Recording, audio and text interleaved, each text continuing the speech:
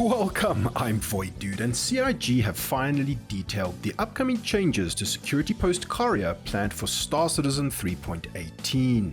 This is really exciting because one of the biggest requests I and many other players have had to increase the playability of the current state of the game is to have more activities in the Stanton System that bring players together from around the server outside of scheduled events like Xenothreat, Jumptown, and the recent Siege of Orison. And we all know that having many players in close proximity to one another causes conflict and drama, which is fun. So let's begin.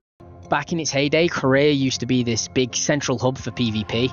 The idea is that since Security Post Kareah first became accessible in the PTU way back in 2.0, it had been unfit for habitation for some reason, probably because of all the PvP.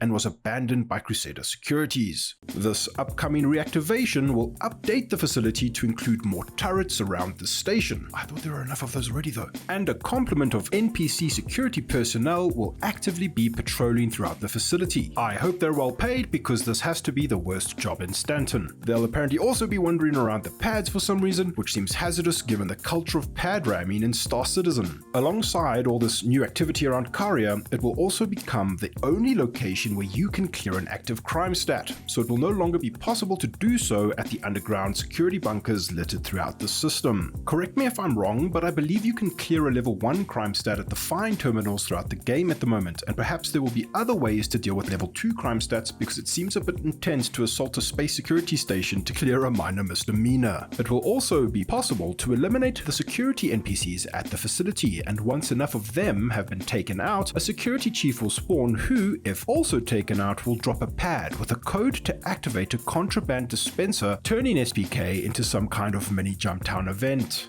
This will mark the first player-triggered dynamic event in Star Citizen, and I would love to know your thoughts. If you're a regular to my channel, you know I love Jumptown 2.0 and make Oscar Award-nominated videos about my experiences there. Now, the way they've described how this new Kareah will work sounds pretty decent to me, but there are some potential issues I've seen people raise throughout the community. First of all, Jumptown is purely optional. The draw is that it's a high-risk, high-reward event that you are by no means forced to partake in. It's great because from a design perspective, it breaks the mold of so many other MMO gameplay loops. Let's unpack this a bit. Ignoring all pay-to-win factors, a typical MMO provides you with a set reward for time spent. You can partake in missions, quests, or grind at something for a set amount of hours and earn a reward based on your efforts at some predetermined ratio set by the developers. To me, this is incredibly dull, and one of the biggest reasons I enjoy Star Citizen so much is because if you're willing to take on the risk, you can get ridiculous amounts of reward. In this case, a UEC that far surpasses other less risky activities' time to reward ratios.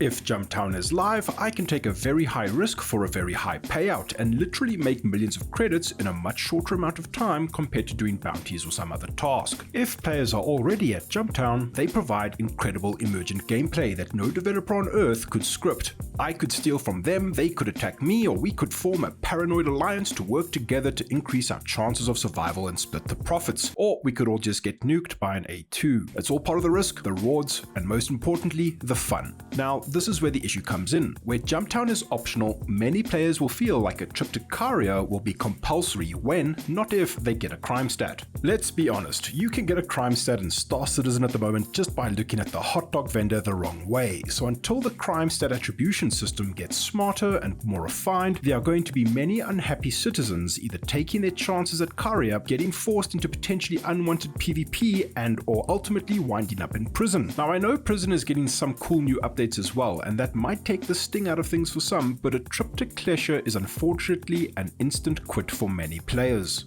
For me personally, however, I get the most satisfaction out of this game by just kind of rolling with the punches. Whatever happens, happens, and I see the changes to Kareah as a challenge for solo infiltration, and I cannot wait.